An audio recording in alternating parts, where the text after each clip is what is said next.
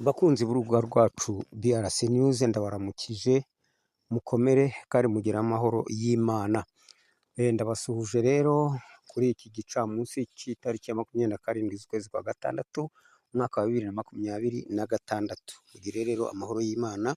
Tugarutse mu makuru ariho acicikanwa hirya no hino, cyane ariko tuzajya twibanda ku mirwano iri mu Minembwe. Nuko rero reka mbasabe n'ubundi bagezeho n'ubundi ayo makuru, ariko mbere na mbere yuko yabagezaho nk'umusesenguzi wanyu Muzalendo number 5, reka mbasabe n'ubundi nk'uko tubimenyereye dukore kuri dukande subscribe cyangwa se sabone, twiyandikishe kugira ngo natwe twinjire muri uno muryango mwiza. Ubundi dukande like kugira ngo ikiganiro cyacu tubashe nangwa se channel yacu tubashe kuyikungahaza, tuyiteze imbere. Ubundi tujye muri comment twandike, nanone kandi dusharinge ibiganiro. Murakoze rero kandi nizeye ko muri abana beza mujya mubikora, ni ukuri kandi ababikora Imana ikomeze ibongerere umugisha. Ibintu tugiye kuvuga kuki n'ubundi birumvikana n'imirwano iri mu Minembwe, cyangwa se imvururu cyangwa se umwuka mubi uri kugaragara mu Minembwe. Ubundi tuvuge ku bihano, bya bihano n'ubundi twavuzeho mu biganiro bishize imbaraga bifite noneho tunyarukire n'ubundi no kuri Repubulika ya Demokarasi ya Kongo, uburyo yatanze ikirego.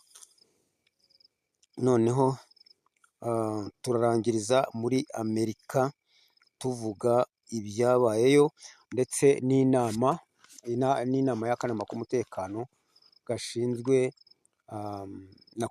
umutekano karebaga ibibazo bya demokarasi ya Repubulika ya Kongo.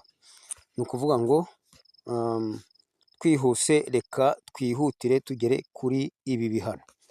Bavandimwe rero, ibihano byongeye kwaduka nk'uko twabibabwiye, ariko twababwiye ngo bafatiye leta y'agatsiko ibihano none, ariko ntitwababwira ngo bimeze gute, ese babifashe hehe, ingufu bifite ni iyihe, ese aka gatsiko nta zindi mbaraga kaba gafite wenda ko kwinyagambura. Ibyo byo ntabwo twabivuzeho, ariko bavandimwe ndagira ngo mbabwire ngo ibihano byafashwe bifatiwe RDF cyangwa se ubuyobozi bw'agatsiko bwose, kuko ubuyobozi bw'agatsiko buba bugizwe n'igisirikare, bukagirwa n'iriya politike nyine y'agatsiko, mbese mpotozi. Abo ngabo rero nibo bafata ibyemezo, nibo bashinga, nibo bakora imishinga, nibo bagira amasoko, ibintu nk'ibyo. Bavandimwe rero, ibi bihano byafashwe na Leta Zunze Ubumwe za Amerika byo gufunga inganda zicuruza amabuye y'agaciro, zatunganyaga cyangwa amabuye y'agaciro mu Rwanda. Harimo ruriya ruganda rwa Gasabo Mining ndetse n'izindi 3 babifungiye rimwe. Ni ukuvuga ngo bakimara kubifunga n'ubundi abayobozi babiyoboraga n'ubundi 2 nabo ubwo bafatiwe ibihano byo kuvuga ngo imitungo yabo aho iri hose igomba gufatirwa, yabiri mu Burayi, mbese cyane iyo mu Burayi, ubwo bifatiwe keretse wenda iyi mu Rwanda. Abo rero nibo Kagame yifashishaga kugira ngo bamukorere.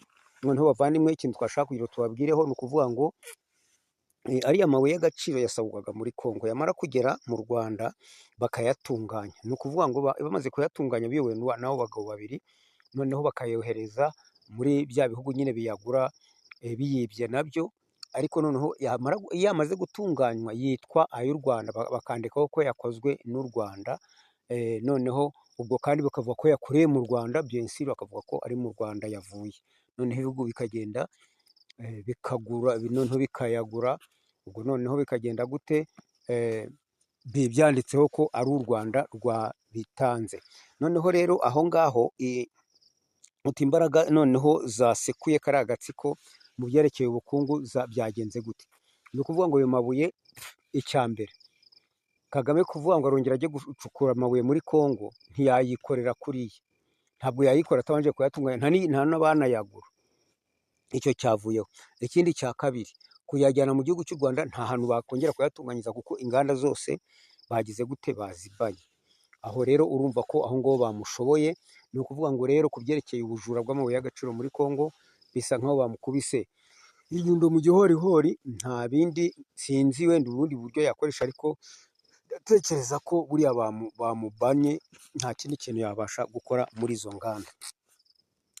Nuko rero ubwo tuvuye aho ngaho turagenda tujye ku kirego noneho cya Repubulika ya Demokarasi ya Kongo yareze igihugu cy'u Rwanda noneho mu buryo bwemewe ku rukiko mpuzamahanga, kandi kikaba cyakiriwe. Noneho murabizi ko bakomeje kujya barega, ariko noneho buriya hari igihe batanga ikirego kigakomeza kikigwaho, ariko ni ukuvuga ngo icyo kirego uyu munsi tuvugana cyakiriwe.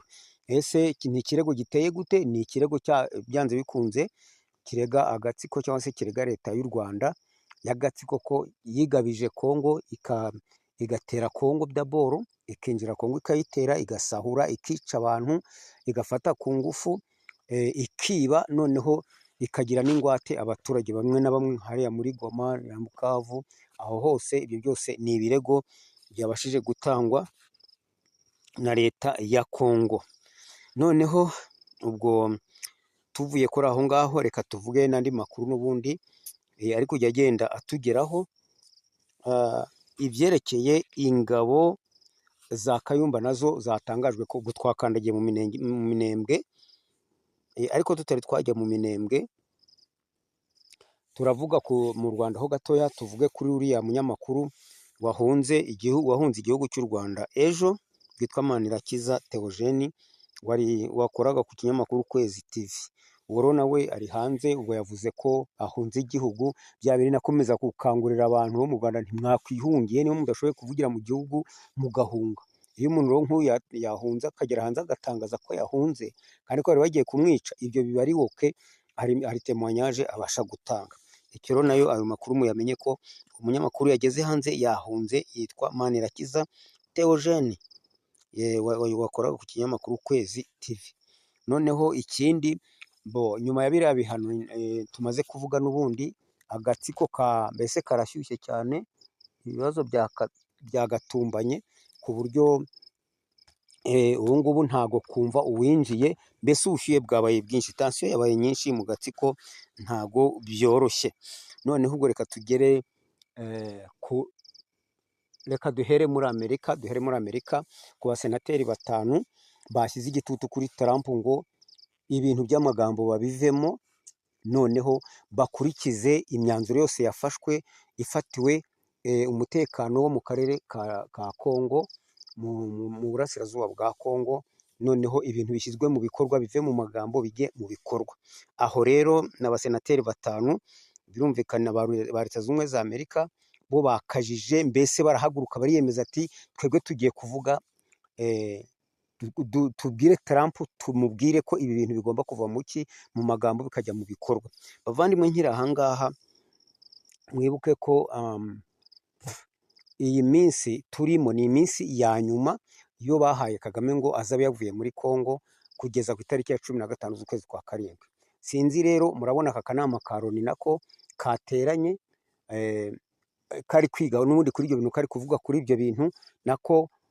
None ubwo uri kumva ko nabo basenateri nabo ukuntu bakije umuriro. Ibyo byose bavandimwe, muri kumva ko biri kwerekeza hehe? Biri kwerekeza ku bibazo biri kubera muri Kongo. Ndetse n'uriya uhagarariye MONUSCO nawe yatanze ijambo, ari gusobanura ibintu uko bimeze muri Kongo, abantu ukuntu bari gupfa, Minembwe ukuntu ibintu bimeze, asobanura uko ingabo z'u Rwanda nyine ziri muri Kongo kandi zikomeje kubamo, kandi umutekano ukomeje kuba mubi mu baturage. Ibyo byose rero murumva ko ni ibintu biba byakozwe kandi bigamije kugira ngo aka gatsiko bagatsinsure. Noneho reka turangirize ku nkuru yatangajwe ko ingabo za Kayumba Nyamwasa zageze mu Minembwe. Ese koko ni ukuri bavandimwe? Bishobora kuba ukuri cyangwa ntibube ukuri. Ese biramutse ari ukuri, iyi Minembwe twakomeje kuvuga, ntago haba hagiye kwaka umuriro wa mugani, ugasanga ka gatsiko koko bagiye kugashorera mpaka kugeza igihe karinjirira muri wa mwobo, nka ya mbeba yagiye ikajya ibeshya noneho kugeza igihe yinjiriye mu mwobo. Bavandimwe, nanone biramutse atari ukuri se, ni gute baba banabitangaje ngo Kayumba yaba yageze hariya? kandi mu minsi ishize muribuka ko Kayumba ishyaka rye rya RNC ejo bundi ryagaragaye ko ryacitsemo ibice. Ibya Ndayizeye mwumvise ibyo yatangaje ko nawe mbese asa nkaho batandukanye.